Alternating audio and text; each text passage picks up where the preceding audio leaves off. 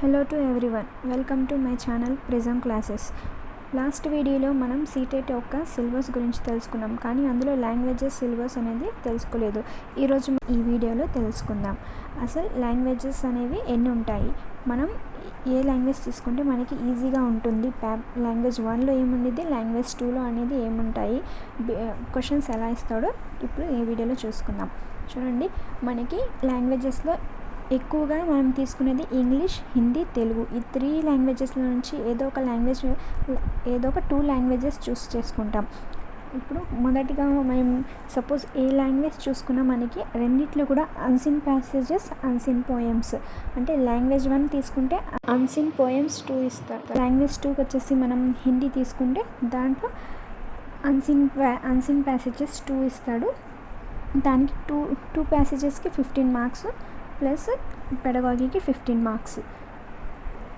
Language 1 తీసుకుంటే మనకి ఎక్కువగా తెలుగు వాళ్ళైతే తెలుగే తీసుకుంటారు, ఎందుకంటే మనకి తెలుగు ఈజీగా ఉంటుంది కాబట్టి 30 మార్క్స్ ఈజీగా గెయిన్ చేసుకోవచ్చు. లాంగ్వేజ్ 1 తెలుగు తీసుకుంటే లాంగ్వేజ్ 2 కూడా తెలుగు తీసుకోవచ్చు, మనకి మన ఇష్టం.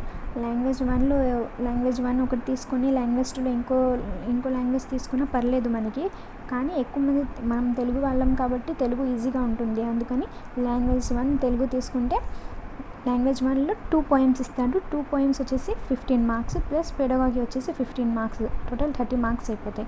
అదే లాంగ్వేజ్ 2 తెలుగు, మళ్ళీ సెకండ్ పేపర్, తెలుగులోనే సెకండ్ పేపర్. దాంట్లో ఏమంటే అన్సీన్ ప్యాసేజెస్ ఉంటాయి, దానికి 15 మార్క్స్. నెక్స్ట్ పెడగాగికి వచ్చేసి 15 మార్క్స్, టోటల్గా వచ్చేసి 30 మార్క్స్.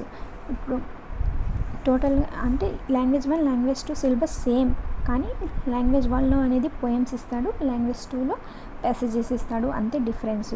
ఇప్పుడు టోటల్ వచ్చేసి ప్యాసేజెస్కి 15 marks plus pedagogy 15 marks, poems 15 marks, pedagogy 15 marks. Next వచ్చేసి పెడగాగిలో చూసుకుంటే ఫస్ట్ మనకి సిలబస్లో వచ్చేసరికి ఫస్ట్లో వచ్చేసి లెర్నింగ్ అండ్ ఎక్విజిషన్, అంటే ఇంగ్లీష్ అనే లాంగ్వేజ్ నేర్చుకోవడం ఎలా, అందులో ఉన్న పద్ధతులు ఏంటి అనేది. నెక్స్ట్ వచ్చేసి ప్రిన్సిపల్స్ ఆఫ్ లాంగ్వేజ్ టీచింగ్, అంటే మనం పిల్లలకి చెప్పే విధానం ఎలా ఉండిద్ది, అసలు టీచర్కి ఉండవలసిన లక్షణాలు ఏంటి, ఆ ఇంగ్లీష్ టీచర్కి ఉండవలసిన లక్షణాలు ఏంటి. నెక్స్ట్ వచ్చేసి role of listening and speaking, మనకి స్కిల్స్ అనేవి ఉంటాయి, LSRW అనేవి, అవి అసలు ఎలా యూస్ చేయాలి అనేది దాన్ని తెలుసుకోవడానికి. నెక్స్ట్ వచ్చేసి role of grammar in learning language, అంటే గ్రామర్ అనేది ఇంగ్లీష్లో ఎలా ఉంటుంది. Teaching in a diverse classroom, అంటే ఇంగ్లీష్ ఒక సబ్జెక్ట్ మనం క్లాస్ రూమ్లో ఎలా టీచ్ చేస్తామో దాని గురించి ఉంటుంది.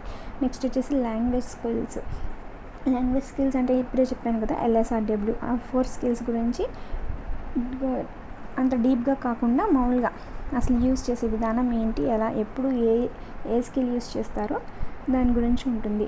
నెక్స్ట్ వచ్చేసి మనకి టీచింగ్ లెర్నింగ్ మెటీరియల్స్, అంటే మోస్ట్ ఇంపార్టెంట్ ఏంటంటే క్లాస్ రూమ్లో మనం 1 to 5th చెప్పేటప్పుడు కంపల్సరీగా టీచింగ్ లెర్నింగ్ మెటీరియల్స్ అనేవి యూస్ చేసే చెప్పాలి.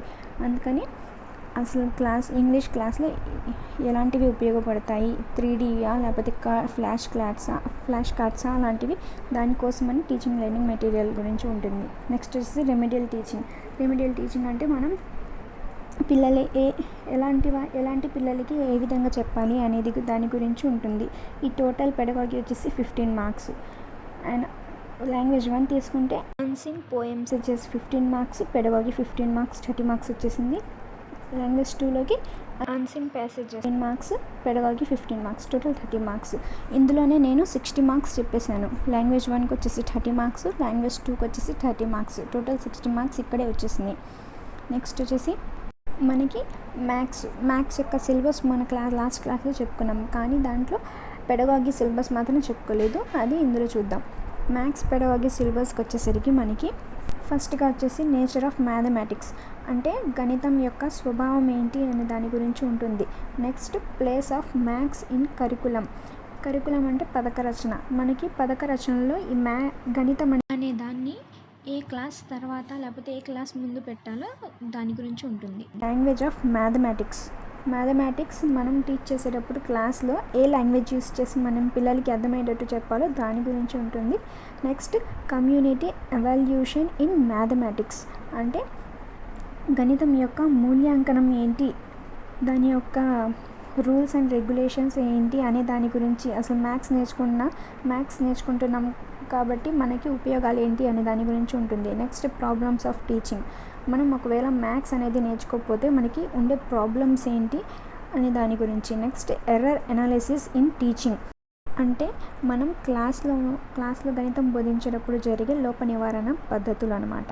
Next diagnostic and remedial teaching, పిల్లల యొక్క స్వభావాన్ని బట్టి మనం గణితం అనేది ఎలా బోధించాలో దాని గురించి చెప్పేది డయాగ్నోస్టిక్ అండ్ రిమీడియల్ టీచింగ్. ఈ టోటల్ పెడగాగి వచ్చేసి 15 మార్క్స్ అనమాట. లాస్ట్ క్లాస్లో మ్యాథ్స్ యొక్క సిలబస్, కంటెంట్ యొక్క సిలబస్ చెప్పుకున్నాం కదా, అది 15 మార్క్స్. ఈ పెడగాగి వచ్చేసి 15 మార్క్స్. ఈ సిలబస్లో ఈ 15 మార్క్స్కి ఈ సిలబస్ మాత్రం ఉంటుంది. తర్వాత వచ్చేసి ఈ టోటల్ కంటెంట్ ప్లస్ పెడగాగి వచ్చేసి 30 మార్క్స్. ఇందాక లాంగ్వేజెస్లో 60 మార్క్స్, ఇప్పుడు 30 మార్క్స్, టోటల్ 90 మార్క్స్ అయిపోయినాయి. తర్వాత వచ్చేసి ఈవీఎస్ పెడగాగి. లాస్ట్ క్లాస్లో మనం ఈవీఎస్ యొక్క కంటెంట్ మార్క్స్ చెప్పుకున్నాం. ఈరోజు ఈవీఎస్ యొక్క పెడగాగి సిలబస్ ఏంటో చెప్పుకుందాం. ఫస్ట్ కాన్సెప్ట్ అంటే ఈ విజ్ఞాన శాస్త్రం యొక్క ప్రాముఖ్యత ఏంటి, అసలు ఈ విజ్ఞాన శాస్త్రం అనేది మనకి ఎందుకు ఉపయోగపడుతుంది, దాని యొక్క స్వభావం ఏంటి అని. నెక్స్ట్ వచ్చేసి లెర్నింగ్ ప్రిన్సిపల్స్. ఈ విజ్ఞాన శాస్త్రం పిల్లలకి ఎలా నేర్పించాలి, దేని ద్వారా నేర్పిస్తే తొందరగా ఆ పిల్లలు అనేవారు నేర్చుకుంటారు అనే దాని గురించి ఉంటుంది. నెక్స్ట్ వచ్చేసి రిలేషన్ బిట్వీన్ సబ్జెక్ట్స్ అంటే మన ఈవీఎస్కి మ్యాథ్స్కి ఉన్న రిలేషన్ ఏంటి, ఇంగ్లీష్ లేకపోతే సైన్స్కి సోషల్కి ఉన్న రిలేషన్ ఏంటి, దాని గురించి. ఈ విజ్ఞాన శాస్త్రం అనేది వేరే సబ్జెక్టులతో ఎలా సహసంబంధంగా ఉంటుందో అనే దాన్ని ఇందులో చెప్పబడతారు. నెక్స్ట్ వచ్చేసి మెథడ్స్ ఆఫ్ టీచింగ్, అంటే మనం ఈ విజ్ఞాన శాస్త్రాన్ని ఏ పద్ధతుల ద్వారా మనం బోధించగలుగుతాం, అసలు దాంట్లో ఉండే ఏ పద్ధతులు ఏంటి అనే దాని హోల్ డిస్క్రిప్షనే ఈ methods of teaching. Next activities and practical works. విజ్ఞాన శాస్త్రం అంటే మనకి కంపల్సరీగా ప్రాక్టికల్ ద్వారానే నేర్పిస్తాము. ఏదో ఒక యాక్టివిటీ, అంటే చిన్నపిల్లలు కాబట్టి వాళ్ళకి యాక్టివిటీ మాత్రం కంపల్సరీగా ఉంటుంది. నెక్స్ట్ వచ్చేసి సిసిఈ, కంటిన్యూస్ కాంప్రహెన్షన్ ఎవాల్యూషన్, అంటే మన తెలుగులో ఉంటుంది నిరంతర సమగ్ర మూల్యాంకనం. విజ్ఞాన శాస్త్రంలో మనకి మూల్యాంకనంతో పాటు కలిపి ఉంటుంది ఇది నిరంతర సమగ్ర మూల్యాంకనం అని. ఈ రెండింటికి. నెక్స్ట్ వచ్చేసి టీచింగ్ ఎయిడ్స్. మీకు తెలిసిందే, ఈ సైన్స్ టీచ్ చేసేటప్పుడు కంపల్సరీగా మనకి చాలా టీచింగ్ ఎయిడ్స్ అనేవి ఉపయోగపడుతూ ఉంటాయి. అవి పిల్లలకి చూపిస్తూ మనం నేర్పిస్తేనే వాళ్ళకి విజ్ఞాన శాస్త్రం అనేది ఈజీగా అర్థమవుతుంది. ఈ టోటల్ పెడగాగి వచ్చేసి 15 మార్క్స్ ప్లస్ కంటెంట్, లాస్ట్ క్లాస్లో చెప్పుకున్న కంటెంట్ వచ్చేసి 15 మార్క్స్. టోటల్గా ఈవీఎస్ అనేది 30 మార్క్స్. ఇందాక చెప్పుకున్న 90 మార్క్స్ ప్లస్ ఇప్పుడు 30, టోటల్ 120 మార్క్స్. 150కి మనకి 120 మార్క్స్ అనేవి ఇందులో వచ్చేసినాయి. నెక్స్ట్ వచ్చేసి 30 మార్క్స్ నేను లాస్ట్ క్లాస్లో సిడిపి, చైల్డ్ డెవలప్మెంట్ అండ్ పెడగాగిలో చెప్పేశాను. ఆ 30 మార్క్స్ టోటల్గా 150 మార్క్స్. ఈ సీటెట్ పేపర్ 1 అనే టోటల్గా 150 మార్క్స్. మీరు ఇప్పుడు ఈ సిలబస్ ప్రకారం సీటెట్కి ప్రిపేర్ అయ్యారంటే సీటెట్లో కంపల్సరీగా మీకు ఈజీగా మార్క్స్ అనేవి స్కోర్ అవుతాయి. మనం ఏ కాంపిటేటివ్ ఎగ్జామ్స్కైనా ప్రిపేర్ అయ్యేటప్పుడు మస్ట్ అండ్ షుడ్గా మనకి సిలబస్ అనేది మెయిన్గా తెలిసి ఉండాలి. అప్పుడే మనం చదవడం అనేది స్టార్ట్ చేయగలుగుతాం. ఈ వీడియో కనుక మీకు నచ్చినట్టయితే please like, subscribe and share. Thank you to everyone.